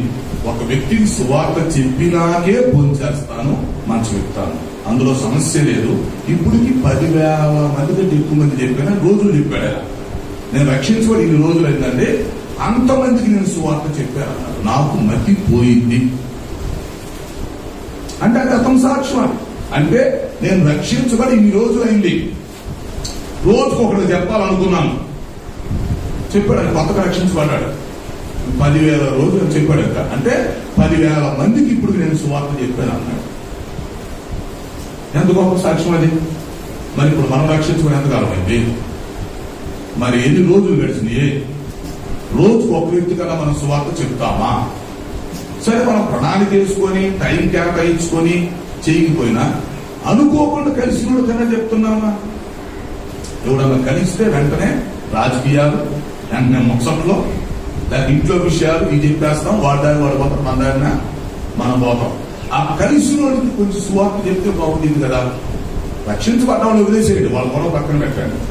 వాళ్ళ వ్యక్తి రక్షణ పొందలేదని మనకు తెలిసినప్పుడు, ఈ వ్యక్తి అన్యుడు అని తెలిసినప్పుడు, ఆ వ్యక్తి వచ్చి నిన్ను కలిసినప్పుడు, లేక నువ్వే ఆ వ్యక్తిని కలిసినప్పుడు దేవుడు అక్కడ కలిపాడు అని మనం అనుకోవాలి. ఆ సెన్స్ రావాలి మనకి. ఓహో, దేవుడు ఈ వ్యక్తిని కలిపాడు, దేవుడు ఈ అవకాశం నాకు ఇచ్చాడు, కాబట్టి ఇతరులు నరకానికి వెళ్లకుండా నేను చేయవలసింది నేను చేయాలి, నా బాధ్యత అని మనం అర్థం చేసుకోవాలి. సో అలాగా మనం రోజుకొక్కరికి సువార్త చెప్పినా, ఇక్కడ కూర్చున్నా మీరు ఆలోచించుకోండి, ఈ రోజు నుంచైనా రోజుకొక్కళ్ళకు మనం సువార్త చెప్పగలిగినా, లేదా ఒక రోజులో మనల్ని ఎవరో కలుస్తున్నారో ఆ కలిసిన వాళ్ళకి కలిసినట్టుగా మనం సువార్త కొంచెం పంచుకోగలిగినా, ఇప్పటికి ఎన్ని వేల మందికి మనం చెప్పగలుగుతాం. మనకు తెలియకుండా, తెలిసి కాకుండా తెలియకుండా ఎంతమంది చెప్పగలుగుతాం. ఎందుకంటే పిల్లరా, ఈ అంచి దినాల్లో ప్రభు ఇచ్చినటువంటి ఆజ్ఞ మనం పాటించాలి. మీరు సర్వలోకానికి వెళ్ళండి, సర్వ సృష్టికి సువార్తను ప్రకటించండి, అది మీ పని. అయితే వారు నమ్ముతారా నమ్మరా, బాప్తీసం తీసుకుంటారా తీసుకోరా, అది వాళ్ళ పని. రక్షణ పొందుతారా పొందరా వాళ్ళ పని. తర్వాత రక్షించే పని శిక్షించే పని నా పని. కాబట్టి నా పని నేను చేస్తాను, చెప్పేవాళ్ళు మీ పని మీరు చేయండి, వినేవాళ్ళు వారి పని వాళ్ళు చేస్తారని యేసు ప్రభు చెప్పాడు. అంటే ఈ సువార్త ఆజ్ఞలో ముగ్గురు విషయాలు ఉంది: చెప్పేవాడిది, వినేవాడిది, ప్రభువుది. ఎవరి పని వాళ్ళు చేసుకుని వెళ్ళిపోతారు. అందుకే ఈ సువార్త ఆజ్ఞని పాటించాలి. అందుకని ఏం ఆలోచించామంటే, ఈ పోలవరం ప్రాంతంలో కొన్ని గ్రామాలు ముప్పు గురైనవి, ఆ గ్రామాలని ఖాళీ చేయించేశారు. ఓకే, వేరే ప్రాంతంలో వారికి కొత్తగా గ్రామాలు కట్టించి ఇచ్చారు. వీళ్ళకి ఈ భూమి మీద మొదటిసారి వచ్చిన గ్రామాలు. వాళ్ళకి అంతకుముందు సువార్త కొంతమందికి అన్ని ఉండొచ్చు, కొంతమంది అందరూ పోయి ఉండొచ్చు. కానీ భూమి మీదకి వచ్చిన కొత్త గ్రామాలు, భూ చరిత్రలో ఫస్ట్ టైం వచ్చిన గ్రామాలు. సో వీటికి ఏది మనం సువార్త చెప్పాలని అనుకున్నాం మేము. నాకంతా వెరైటీ ఉండేది, నా ప్లాన్లే వెరైటీగా ఉంటాయి. కాబట్టి ఇప్పుడు పునరావాస గ్రామాల దగ్గరికి వెళ్ళి అంతకుముందు ఒకసారి సువార్త చెప్పొచ్చాం, మొన్న కూడా సువార్త చెప్పొచ్చాం. ఎంత సంతోషం అనిపించిందంటే, సుమారు 20 గ్రామాల్లోకి వెళ్ళి సువార్త ప్రకటిస్తా ఉంటే ఆ ఆనందమే ఆనందం. ఆ ఆనందానికి అంతు లేదు. కారణం ఏంటంటే అవి భూమి మీద కొత్తగా వచ్చిన గ్రామాలు. ఆ గ్రామాల్లోకి ఇంతవరకు ఎవరు చెప్పాల, ఫస్ట్ శివార్తను నేనవుతున్నా. నాకు అది అతిశయమే కదా. సరే, వారిలో కొంతమంది రక్షణ పొంది ఉండొచ్చు, నో ప్రాబ్లం, పొందనోళ్ళు ఉంటారు. మన వంతు ధర్మం మనం చేస్తున్నాం. కాబట్టి ఏంటంటే ఏదో మనం సంఘాలు నడిపించుకుంటున్నాం, లేకపోతే సేవ చేస్తున్నాంలే, ఏదో సంఘం అభివృద్ధి అవుతుందిలే అని కాకుండా ఈ సువార్త ఆజ్ఞ మనం ఎంతవరకు పాటిస్తున్నాం, దీనికి ఎంతవరకు న్యాయం చేయగలుగుతున్నాం, ఈ నరకానికి వెళ్లే వారిని మనం ఎంతవరకు ఆపగలుగుతున్నాం అనేది కావాలని. ఇప్పుడు మనుషులు నరకానికి వెళ్ళిపోతున్నారు సార్, పరలోకానికి వెళ్లే వాళ్ళు ఎంత తక్కువ అయ్యారు, నరకానికి వెళ్లే వాళ్ళు ఎక్కువ అయ్యారు. అది ఇప్పుడు మనం చేయాల్సిన పని ఏంటంటే, నేనైనా మీరైనా మనందరం చేయాల్సిన పని ఏంటంటే నరకం ఖాళీ చేసి పడేయాలి. నరకానికి వెళ్ళేవాళ్ళు వెళ్లకుండా ఆపాలి మన డ్యూటీ.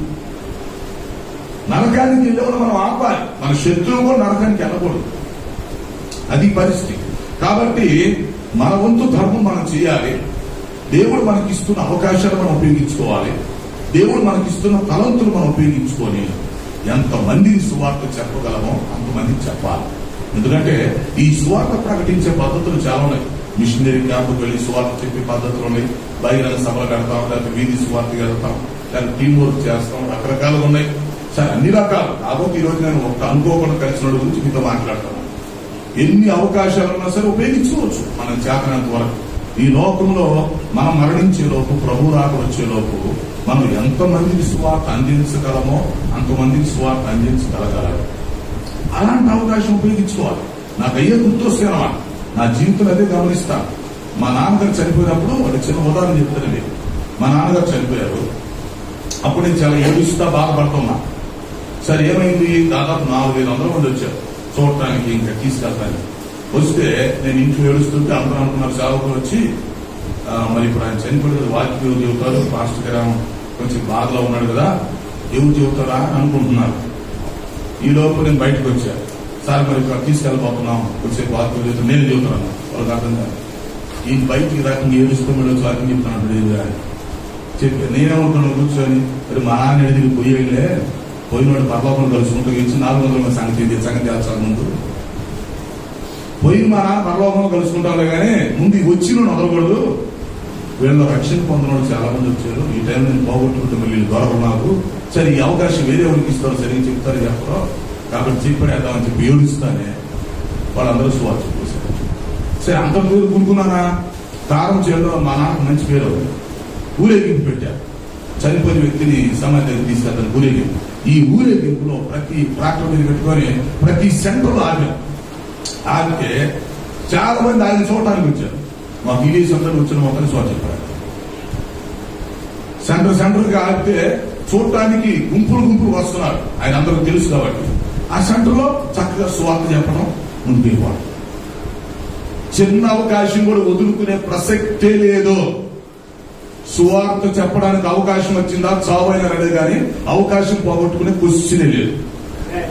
నేను ఎందుకు చెప్తున్నా అంటే, మీరు సేవకులు, నేను మీకంటే ఎక్కువ తక్కువ అని కాదు.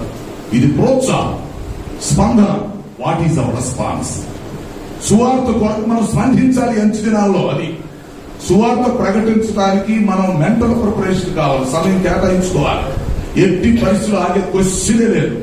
కాబట్టి చనిపోయిన దగ్గర చెప్పాం, దారిలో తీసుకెళ్లి సమాధిలో పెట్టాడు కాదు, దారిలో టైం తీసుకొని ఊరికి పెట్టినట్టుగా పెట్టి సెంటర్ కాకపడేసి ఆపినప్పుడు చుట్టుపక్కల అందరూ రావడం వాళ్ళు సువార్తడు. ఎందుకంటే వాళ్ళు మళ్ళీ రాదు, నాకు దొరకం. వచ్చినప్పుడు నేనెందుకు పోగొట్టాలి? సువార్త చెప్పేశారు. ఒకసారి అయితే పిల్లారా, నేను ఒక జ్ఞాపకార్థ కూడా వెళ్తుంటే, నేను ఇంకో పాస్టర్ వెళ్తుంటే యాక్సిడెంట్ అయ్యింది చేపురోడ్ దగ్గర, తెనాల దగ్గర చేపురోడ్లో. మేము బండి మీద వెళ్తుంటే డోర్ కొట్టేశాను. ఆ యాక్సిడెంట్ ఇద్దరు పడ్డాం. నా 2 చేతులు ఫ్రాక్చర్ అయ్యింది, 2 చేతులు ఇరిగిపోయి భయంకరంగా ఏడుస్తా ఉన్నాను, రోడ్డు మీద పడిపోయాను. కానీ ఇప్పుడు నేను మీటింగ్ లో వాకింగ్ చెప్పాలి. అక్కడ చాలా మంది వచ్చి కూర్చున్నారు వాకింగ్ కోసం. నన్ను తీసుకెళ్లి హాస్పిటల్లో కట్లేస్తామంటున్నారు. నేను చెప్పాను, ముందు అక్కడ వాకింగ్ చెప్పి హాస్పిటల్కి వెళ్తానన్నాను. 2 చేతులు ఇరిగిన చేతులతో అక్కడికి వచ్చి సువార్త చెప్పాను. నేను ఏడుస్తా ఉన్నా, ఎందుకంటే నొప్పి తట్టుకోలేక. ఒక ప్రక్క ఏడుస్తూ మూలుగుతూనే సువార్త చెప్పాను. వాళ్ళందరికీ ఆశ్చర్యం వేసింది. ఇరిగిన చేతులు చూస్తానే ఉన్నారు, ఆ నొప్పి తట్టుకోలేక ఏడుస్తానే ఉన్నాను. 2 నిమిషాలు ఏడుస్తున్నాను, ఆపుకొని మళ్ళీ 2 నిమిషాలు సువార్త చెప్తున్నా, మళ్ళీ ఏడుస్తున్నాను. అట్లా వాళ్ళకి సువార్త చెప్పినాక గుంటూరు హాస్పిటల్ తీసుకుని నాకు కట్లు వేశారు. నెల 15 రోజులు కట్లు వేశారు. నాకు 3 సార్లు వచ్చారు. మంచి చలికాలం అది. అయితే ఏం చేశారు తెలుసా? ఆ ఇరిగినప్పుడు సువార్త చేయడం కాదు, ఈ నెల 15 రోజులు బెడ్ రెస్ట్ అన్నారు. నో బెడ్, రోజుకో చోటకి సువార్త వచ్చారు. 2 చేతులు కట్టుతూనే ఉంటాయి. ఆ ఫోటోస్ మీరు తర్వాత చూసుకోవచ్చు. 2 చేతులు ఉంటాయి. రోజుకో కూలి 45 రోజులు కట్లుతోనే ఉన్నాను. రోజుకో కూరిలో సువార్త వచ్చారు. అప్పుడు వాళ్ళు అనుకున్నారంట, కళ్ళు లేని సువార్త చెప్తున్నాడు, ఇప్పుడు చేతులు కూడా ఇరిగి అంట, అయినా సువార్త చెప్తాడంట అని నన్ను చూడటానికి వచ్చి ఎత్తుకోయారు. వాళ్ళు కూడా సువార్త చెప్పేశారు. చెప్పా, అయ్యా కళ్ళు లేకపోతే ఏమైంది, చేతులు ఇరిగితే ఏమైంది, నడవటానికి కాళ్ళలోనే చెప్పడానికి నోరుందా అన్నాడు. సమస్య లేదు, నోరున్నంతకాలం సువార్త చెప్తాం. నోరు పడిపోతే మనం ఏం చేయాం? నోరున్నంతకాలం సువార్త చెప్పేస్తాం. కాబట్టి కట్లు వేసినా 2 చేతులు ఇరిగినా నెల 15 రోజులు భయంకరమైన చలిలో రోజుకు గ్రామానికి వెళ్ళి సువార్త చెప్తానే ఉన్నది ఆగలేదు. ఎందుకంటే పిల్లారా, అన్నిటికంటే సువార్త ఇంపార్టెంట్. మనం ఉంటే ఉంటాం, చనిపోతాం, తర్వాత సంగతి. 2వ రాకడ ఆలస్యమైతే త్వరగా వచ్చిందో మనకు తెలియదు, తర్వాత సంగతి. కాబట్టి మన మరణం సంగతి తర్వాత, 2వ రాకడ సంగతి తర్వాత, ఈ లోకం సంగతి తర్వాత.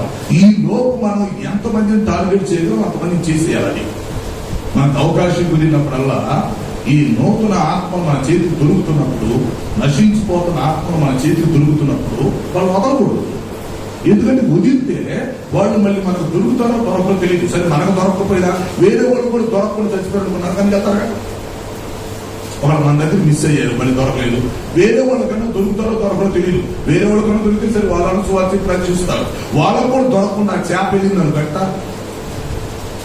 కాబట్టి ఈ అంచు దినాల్లో సువార్త ప్రకటించాలి, సువార్త కోసం సమయం కేటాయించాలి, సువార్త కోసం మనం డబ్బు కేటాయించాలి, సువార్త కోసం ఎప్పుడు మెంటల్ ప్రిపరేషన్ కావాలి. వ్యక్తిగత సువార్త ప్రతి దైవ సేవకుడు, చిన్న సంఘం ఉన్నా పెద్ద సంఘం ఉన్నా, ప్రతిరోజు ఎంతమంది మనల్ని కలుస్తున్నారో, ఎంతమంది తటస్థపడుతున్నారో వారికి మనం సువార్త చెప్తే, ఒకవేళ వాళ్ళు రక్షణ పొందుతారో పొందరో మనకు తెలియదు. కానీ ఒకవేళ కొంతమంది రక్షణ పొందారు అనుకోండి, వారు పరలోకంలో మనం పలకరిస్తే మనకు భలే సంతోషం అనిపించింది.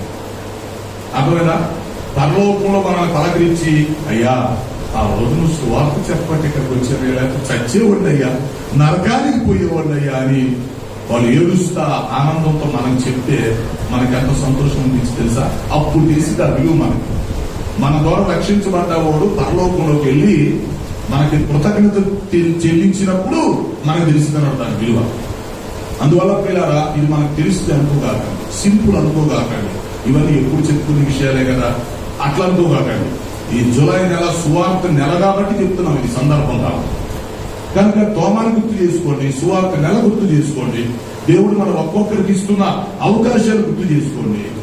ఎవరెవరికి ఏ అవకాశాలు వచ్చినా సరే సువార్త చెప్పాలి. వాళ్ళు వింటే విన్నారు, లేకపోతే ఏదైనా వేరే విషయం అనుకోండి, పరిస్థితులు అనుకూలంగా ప్రతికూలంగా సింపుల్ గా కనీసం ఒక 5 నిమిషాలు వాళ్ళకి యేసుప్రభుని చెప్పేస్తే మనం అనేపోయింది. ఒక చిన్న బైబిల్ వాళ్ళకి ఇచ్చేస్తే, ఒక కరపత్రిక వాళ్ళకి ఇచ్చేస్తే మన పని అయిపోయింది. వారి కోసం ప్రార్థన చేస్తామా, దేవుడే వాళ్ళు పట్టుకుంటాడు. అట్లా మనం అర్థం చేసుకోవాలి. మీకు బైబిల్లో చిన్న ఉదాహరణ చెప్తాను, ముగింపు వస్తా చూడండి. అపోస్తుల కార్యం గ్రంథంలో 8వ అధ్యాయంలో, అంటే మీకు గుర్తు చేస్తున్నా, వ్యక్తిగత సువార్త అనేది ఎలా ఉండింది అనే దానికి బెస్ట్ ఎగ్జాంపుల్. అపోస్తుల కార్యాలు 8వ అధ్యాయంలో ఒక అతను దూరం నుంచి వచ్చి దేవుణ్ణి ఆరాధించి వెళ్తున్నాడు. ప్రపంచంలో అందరికంటే ఎక్కువ దూరం నుంచి వచ్చి ఆరాధన చేసి వెళ్తున్న వ్యక్తి అతనే. ఆఫ్రికా ఖండం నుండి, ఇథియోపియా దేశం నుండి అక్కడ ఆర్థిక మంత్రిగా ఉన్నటువంటి అపోస్తుడు యెరూషలేము వచ్చి ఆరాధన చేసుకుని వెళ్ళిపోతున్నాడు. అంటే ఒక మినిస్టర్ లెవెల్లో ఉండి వేరే దేశం కాదు, వేరే ఖండం నుంచి వస్తున్నాడు. మరి ఆఫ్రికా ఖండం, ఇథియోపియా, అక్కడి నుంచి యెరూషలేముకు వచ్చి ఆరాధన చేసుకుని వెళ్ళిపోతున్నాడు. కానీ అక్కడ విచిత్రమైన విషయం ఏంటంటే, ఆరాధన అయితే చేసుకుని వెళ్తున్నాడు కానీ అతను రక్షణ లేదు. అసలు చూడండి, అతను దేవుని పెట్టే దేవుని భయభక్తులు అన్నవాడు. మరి దేవుని ఆరాధన చేసుకోవటం కోసం అంత పనిగట్టుకునల్లా వచ్చి యెరూషలేములో దేవుని ఆరాధించి వెళ్ళిపోతున్నాడు రథం మీద. ఓకే, కానీ అతను రక్షణ లేదు. కానీ దేవుడు ఏం చేశాడు తెలిసిన, ఆ వ్యక్తిని ఎలాగైనా రక్షించాలా, నన్ను ఆరాధించే వ్యక్తిని, అంత దూరం నుంచి ఇంట్రెస్ట్ గా వచ్చి వెళుతున్న వ్యక్తిని రక్షించకపోతే చనిపోతే నరకానికి వెళ్తాడు కదా అని అతను రక్షించే దానికోసం దేవుడు పిలుపును పురమాయించాడు. ఎందుకు? అతను ఎంత దూరం నుంచి వచ్చినా, ఎంత ఆరాధన చేసినా, లేకపోతే ఎంత కాలం ఇచ్చినా చచ్చితే నరకానికి వెళ్తాడు అతను నవోసుడు. అతను రక్షణ లేదు. ఆ రక్షణ సువార్త అతనికి తెలియదు.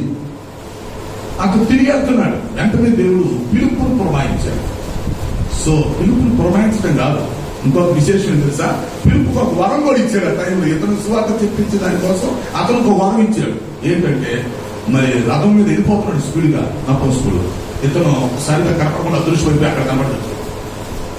అదృశ్యమై వెళ్ళిపోయే వరం ఇచ్చాడు దేవుడు పిలుపు. ఎందుకంటే మన రథంతో పరిగెత్తుకుని వెళ్ళలేడు కదా. అతను రథం మీద వెళ్ళిపోతున్నాడు, కలుసుకోవడం కష్టం. పైగా అతను ఎక్కడోడు కాదు, ఆఫ్రికా వెళ్ళిపోతాడు, దేశం దాటి వెళ్ళిపోతాడు, ఖండం దాటి వెళ్ళిపోతాడు, సముద్రం దాటి వెళ్ళిపోతాడు. వెంటనే దేవుడు అనుకున్నాడు, మిస్ అవడానికి వీలేదు అని చెప్పి పిలుపుని పురమాయించాడు. సరే పురమాయించాడు, ఇతను ఎలా వెళ్ళగలడు? అతను రథం మీద వెళ్తుంటే మనోడికి దేవుడు వరం ఇచ్చాడు, అదృశ్యమైపోయి అక్కడ కనబడేదట. అంటే దేవుడు అవసరమైతే ఎలాంటి వరాలు ఇస్తాడు చూడండి. సో ఇప్పుడు ఏమైంది, యెరూషలేము నుంచి నపుంసకుడు రథం మీద చక్కగా ఆరాధన చేసుకుని హ్యాపీగా, మరి యెషయా గ్రంథం చదువుకుంటే హ్యాపీగా వెళ్ళిపోతున్నాడు. రక్షణ లేదు, సువార్త తెలియదు, అతను స్పీడ్గా వెళ్ళిపోతున్నాడు చక్కగా రథం మీద. ఈ లోపు పిలుపు గారి దేవుడు వరం ఇచ్చాడు కనుక ఇతను ఏం చేశాడంటే, ఒక్కసారి దమ్ అని చెప్పి కనపడకుండా వెళ్ళిపోయి ఆ నపుంసకుడు రథం కంటే కొంచెం ముందు పోయి అడ్డం నిలబడ్డాడు. పోయి అది వెనక నుంచి అతని కంటే ముందెళ్ళి కొన్ని గజాల దూరం ముందెళ్ళి అడ్డం నిలబడ్డాడు. అడ్డం నిలబడితే నపుంసకుడు ఏం చేశాడంటే, అక్కడికి వచ్చి రథం ఆపాడు. ఏంటయ్యా అంటే అడ్డం నిలబడ్డాడు ఆత్మని. అప్పుడు నపుంసకుడు అనుకుంటున్నాడు ఏదో కొంచెం హెల్ప్ అడుగుతున్నాడేమో, సరే ఖాళీగా పోతున్నాడు కదా, హెల్ప్ అడుగుతున్నాడేమో అని చెప్పి ఆపాడు. ఆపితే అప్పుడు ఆ పిలుపు అడిగాడు, అయ్యా బాబు మీరు ఏదో చదువుతున్నట్టున్నారు కదా గ్రంథము, మీరు చదువుతున్నది మీరు గ్రహించుచున్నారా అని అడిగాడు. అంటే ఇతనికి రథం కంటే ముందు ఆత్మతో స్పీడ్కి వెళ్ళిపోయి ఆత్మతో కొనుక్కోబడి అక్కడికి వెళ్ళి ముందు అతను కలుసుకొని రథం ఆపించుకున్నాడు. ముందు అతనికైనా తెలియదు, హెల్ప్ చేద్దామని, ఏదో ఎక్కడికైనా తీసుకెళ్లలేమో దించుదామని హెల్ప్ చేద్దామని చెప్పి రథం ఆపాడు.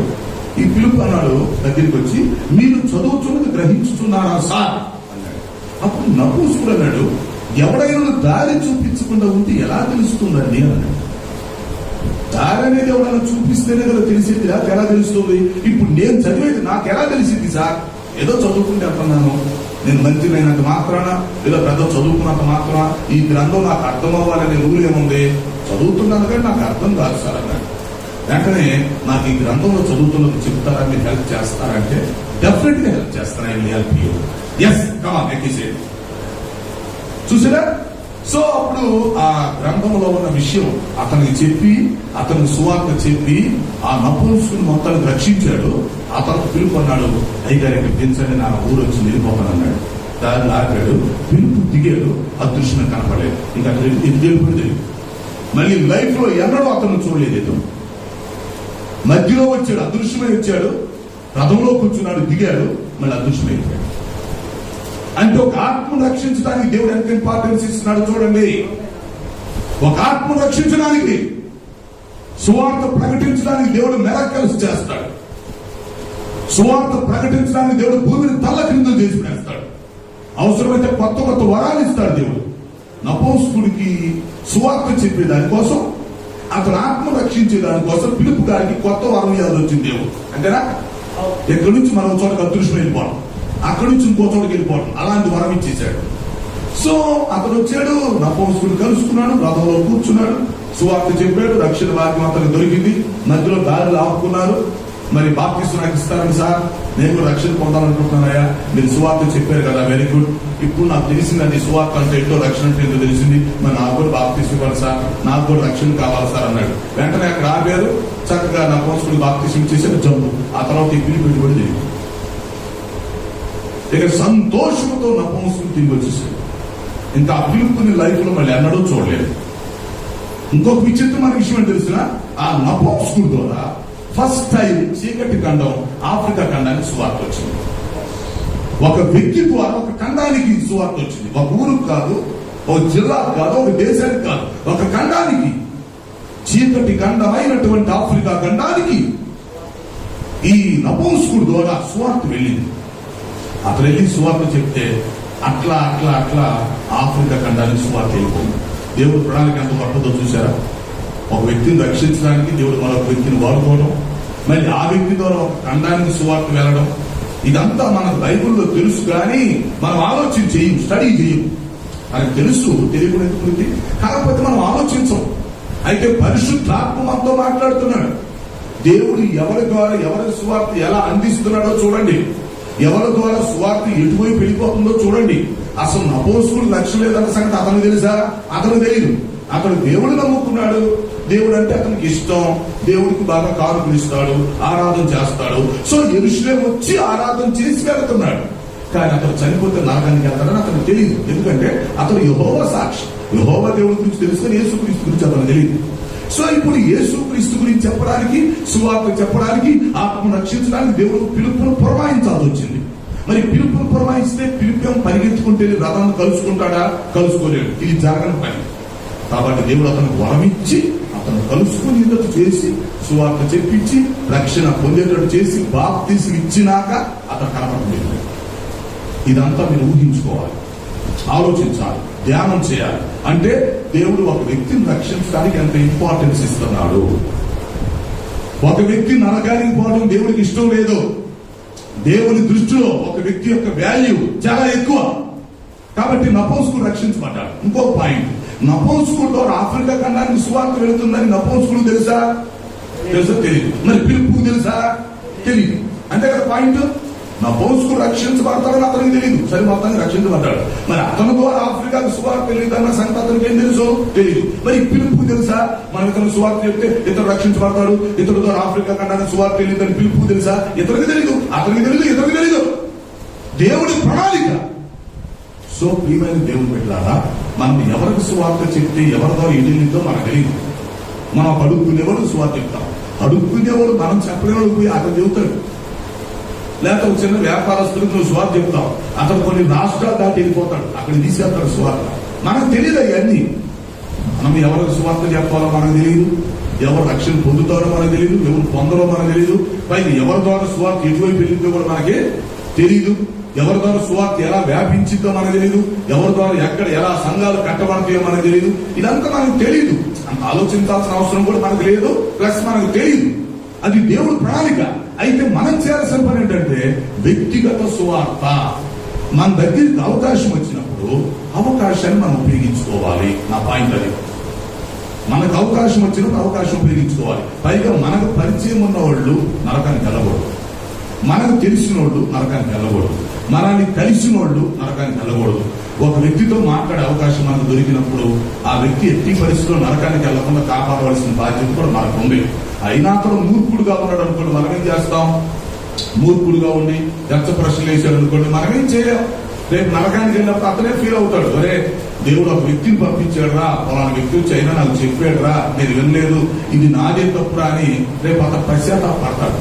దానికి మనం ఏం చేస్తాం?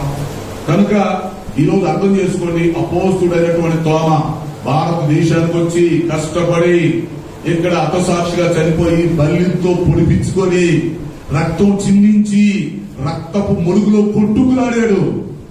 అప్పుడు తోమా శిష్యులు వచ్చారు ఆయన పలకనీయడానికి చనిపోయే టైంలో. ఇంకా ప్రాణం పోలా, బల్లిని తీసుకుని పొడిచేటప్పుడు ప్రాణం పోతుంది, రక్తం కారిపోతా ఉంటే, రక్తం ముడుగైపోతుంటే ఆ రక్తం కొట్టుకులాడుతున్నాడు. అప్పుడు ఈ తోమా ద్వారా రక్షించబడ్డ కొంతమంది శిష్యులు వచ్చారు ఆయన పలకరించడానికి, భూస్థాపన చేయడానికి. వస్తే ఆ శిష్యులందరూ ఏం చెప్పాడు తెలుసిన? అయ్యా, మీరు విశ్వాసంలో స్థిరంగా ఉండండి, నేను మరణించినా పర్వాలేదు, మీరు విశ్వాసంలో స్థిరంగా ఉండండి, మీరు నా వలె సువార్త ప్రకటించండి. ఈ దేశంలో మనం ఎంతమందిని ప్రభు దగ్గర తీసుకురావాలో అంతమంది మీరు ప్రభు దగ్గర తీసుకురండి అని చెప్పి ప్రాణం చేశారు. ఆయన ప్రాణం పోతూ రక్తపు ముడుగులో కొట్టుకులాడుతుంటే పలకరీయడానికి వచ్చిన తోమా శిష్యులు ఉన్నారు, ఆయన బ్యాచ్. ఆయన ద్వారా శిష్యులు చేసిన వాళ్ళు వస్తే వాళ్ళకి చివరి మాటలు అవే చెప్పాడు, మీ విశ్వాసంలో మీరు స్థిరంగా ఉండండి, సువార్తను ప్రకటించండి, మీ విశ్వాసం మీరు పోకుండా చూసుకోండి, మీరు సువార్త ప్రకటించండి, ఈ దేశంలో ఆత్మను రక్షించండి అని చెప్పి ఆయన వెళ్ళాడు. అవును ప్రియమైన వారులారా, దైవ సేవకులారా, మన ఊర్లో ఎంతమంది నశించిపోతున్నారు, మన ఇరుకుడు వాళ్ళు, మన దేశంలో ఎంతమంది నశించిపోతున్నారు.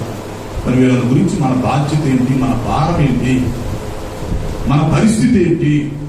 రేపు వాళ్ళందరూ నరకానికి వెళ్తే మనకు కూడా బాధే కదా. అదే వాళ్ళని రక్షిస్తే మనము సంతోషిస్తాం, వాళ్ళు సంతోషిస్తారు, రేపు దేవుడు మనకి కిరీటం ఇస్తాడు, మంచి బహుమానం పొందుకుంటాం కదా. వీటన్నిటిని ఈ రోజు దృష్టిలో పెట్టుకొని ఈ రోజు నుంచి మీరు ఒక నిర్ణయం తీసుకొని కనీసం రోజుకు ఒక్కరికన్నా నేను సువార్త చెప్తానని మనసులో అనుకో. ఎవరో ఒకళ్ళకి రక్షణ పొందన వాళ్ళకి, మనకు తెలిసినోడికైనా రోజుకు ఒక్కళ్ళకి సువార్త చెప్తాను, నేను ఇద్దరు చెప్తాను, 5 చెప్తాను, మన ఇష్టం. కనీసం అట్లీస్ట్ ఒక్కొక్కరు రోజుకు ఒకరికన్నా సువార్త చెప్తే మనకు తెలియకుండానే బ్రతికినంత కాలం ఎన్ని రోజులు బ్రతుకుతున్నాం అంతమంది సువార్త తెలియదు కదా మనకు తెలియకుండానే. అలాగే దేవుడు కొంతమంది వ్యక్తులను నీకు కలిపినప్పుడు, ఎవరన్నా ఎక్కడన్నా నీకు కలిసినప్పుడు ఆ టైంలో వచ్చేసి టైం తీసుకుని ఒక 5 నిమిషాలు వాళ్ళకి ఏదైనా 2 మాటలు చెప్పేవనుకో, ఆ మాటల వల్ల వాళ్ళు బాగుపడతారు కదా. దానివల్ల మనం పెద్ద ఒరిగేది నష్టం ఏముంది, వాళ్ళు బాగుపడతారు కదా. పైగా నీ ద్వారా సువార్త వెళితే కొంతమంది రక్షించబడితే వాళ్ళు వేరు ప్రాంతాలకు తీసుకెళ్తారు కదా, సువార్తను మోసుకెళ్తారు కదా, అలాగే సువార్త వ్యాపించింది కదా. ఇదంతా మనం ఆలోచించుకొని ఏదో పాత పద్ధతిలో కాకుండా, ఏదో సంఘం నడుస్తుంది, వారి కార్యక్రమాలు నడుస్తున్నాయి, మా మటుకు మేము బాగానే ఉన్నాం అనుకోకుండా దయచేసి ఈ నశించిపోతున్న ఆత్మల పట్ల భారం కలిగి ఉండండి, ఆలోచించేయండి. ఆ రోజు ఆ పిలుపు నపుంసకులు చెప్తే అతనితో ఆఫ్రికా ఖండం మొత్తాన్ని సువార్త వెళ్ళినట్టుగా మనం కొంతమందికి సువార్త చెప్తే వారి ద్వారా వేరు ప్రాంతాలకు వెళ్ళిపోతుంది. అది మనకు తెలియదు, ఎటు వెళ్తుందో మనకు తెలియదు. ఇప్పుడు నీళ్లు ఎటు పల్లం ఉంటే పోతాయి, నీళ్లు పల్లకు ప్రవహిస్తాయి అన్నట్టుగానే సువార్త ఎటువైపు వెళుతుందో మనకు తెలియదు. కాబట్టి మన పాస్టర్ ఫెలోషిప్ లో మన సేవకురాలు మనం అందరం కూడా నడుం కట్టుకొని ఈ సువార్త ప్రకటించే విషయంలో క్రీస్తుతో జతపడి వారిగా, మంచి సువార్తికులుగా మనం నిర్ణయాలు తీసుకొని ముందుకు సాగిపోవాలని, ఆత్మల పట్ల భారం కలిగి ఉండాలని, మనం మరణించే లోపు, 2వ రాకడ వచ్చే లోపు మనం ఎంతమందికి సువార్త చెప్పగలం అంతమందికి చెప్పి ఈ దేవుని రాజ్యం భూమి మీద కట్టబడటానికి, ముఖ్యంగా వ్యక్తిగత సువార్త, టీము ద్వారా వెళ్లే పని వేరే, అదొక లెసన్, మీటింగ్స్ పెట్టేది ఇంకొక లెసన్, లేక వీధుల మట్టుకు వెళ్ళేది ఇంకొక లెసన్, రకరకాలు ఉన్నాయి. సో ఇది వ్యక్తిగత సువార్త గురించి నేను మాట్లాడుతున్నాను. మనం ప్రతి ఒక్కరిని మరి ఈరోజు నడుము కట్టుకొని మరి తోమా యొక్క జ్ఞాపకం చేసుకుంటూ, ఆయన మన కోసం చేసిన త్యాగాన్ని జ్ఞాపకం చేసుకుంటూ, ముఖ్యంగా మన భారతదేశం ఒకవైపు యేసుక్రీస్తుని, ఒకవైపు తోమాను గుర్తు చేసుకోవాలి.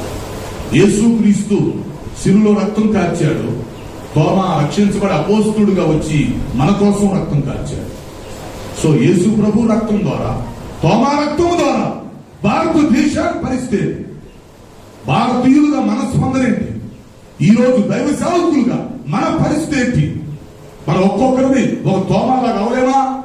సరే, తోమా హతసాక్షిగా చచ్చిపోయాడు, మనం హతసాక్షులుగా చనిపోకపోయినా కనీసం బ్రతికన్నా సాక్షులుగా ఉండొచ్చుగా. చచ్చేంత ధైర్యం మనకు లేకపోయినా, సాక్షులుగా మారడానికి యోగ్యత ఉన్నా లేకపోయినా కనీసం బ్రతికి ఆయనకి సాక్షులుగా బ్రతికి ఆయన సువార్తను ప్రకటించి ఆత్మను రక్షించి మనమందరం పరలోకంలో విజయ పతాకాన్ని ఎగురవేయాలి, మంచి బహుమానం పొందుకోవాలి.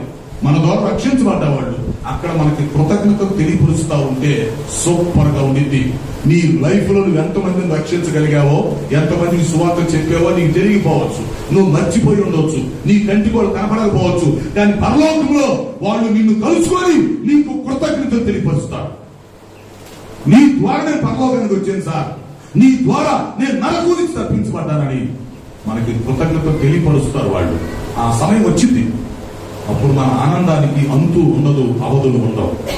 సో ఇదంతా మీరు అర్థం చేసుకొని ఈ వ్యక్తిగత సువార్త విషయంలో దేవుడు మీకు ఇస్తున్న తలంతులు ఉపయోగించుకొని, అవకాశాలు ఉపయోగించుకొని, మీకు వచ్చిన ప్రేరేపణను బట్టి, మీ భారాన్ని బట్టి మనం అందరం ముందుకెళ్లి భూమి మీద దేవుని యొక్క రాజ్యాన్ని కట్టాలని, వ్యక్తిగతంగా ఈ సువార్త ప్రకటనలో పాలిభాగస్తులు అవ్వాలని, యేసు క్రీస్తు వారు ఇచ్చిన ఈ సువార్త ఆజ్ఞ మనం అందరం పాటించి మన ప్రభువుని సంతోష పెట్టాలని ప్రేమతో మీ అందరికీ మనవి చేస్తూ ఈ మాటలు నేను ముగింపు తీసుకొస్తున్నాను. అట్టి కృపను దేవుడు మనందరికీ దయచేయును గాక. తల వచ్చి ప్రార్థన చేద్దాం. అందరూ కళ్ళు మూసుకొని ఒకసారి ఆలోచించండి. ఒక అర్ధ సంవత్సరం అయిపోయింది, మరొక అర్ధ సంవత్సరం వచ్చింది, జూలై మాసం వచ్చింది, సువార్త నెల వచ్చింది. అపోస్తుడైన తోమా మళ్ళీ గుర్తుకొచ్చాడు. ఆయన జ్ఞాపకార్థ కూటం వచ్చింది. ఆయన హతసాక్షిగా మరణించిన సందర్భం వచ్చింది. రక్త ముడుగులో కొట్టుకులాడుతూ సువార్త సువార్త విశ్వాసం అంటూ చచ్చిపోయాడు. తోమా 2 పదాలు చెప్పాడు, సువార్త విశ్వాసం. 1 మీ విశ్వాసాన్ని కాపాడుకోండి, 2 సువార్తను ప్రకటించండి అన్నాడు. ఈ విధంగా ముందుకు వెళదామా? ఈ విధంగా తోమాను స్ఫూర్తిగా తీసుకొని వ్యక్తిగత సువార్తలో ప్రభు ఇచ్చిన ఆజ్ఞను పట్టుకొని ముందుకు వెళ్ళిపోతూ మన సంఘాల్లో నూతన ఆత్మలతో నింపేసుకుంటూ సంఘాలను పెద్ద సంఘాలుగా చేసుకుని మనం ఇంకా అనుబంధ సంఘాలు కట్టుకుంటూ ఈ సువార్త సూత్రము ద్వారా దేవుని రాజ్యాన్ని కడుతూ ముందుకు సాగిపోవడానికి ఈరోజు నడుము కట్టుకుందామా? ఈరోజు ఆలోచించుకుందామా? ఇది అందరికి సంబంధించిన విషయం, సార్వత్రికం. ఇది వ్యక్తిగతంగా ఆలోచించుకునే విషయం. అలా ఆలోచన చేసుకుందాం, మంచి నిర్ణయం తీసుకుందాం. అందరం అలాగే ప్రాంతంలో ఉందాం. అందరం ప్రాంతంలో ఉందాం. ఈ సమయంలో దైవ సేవకులు వచ్చి సువార్త పాట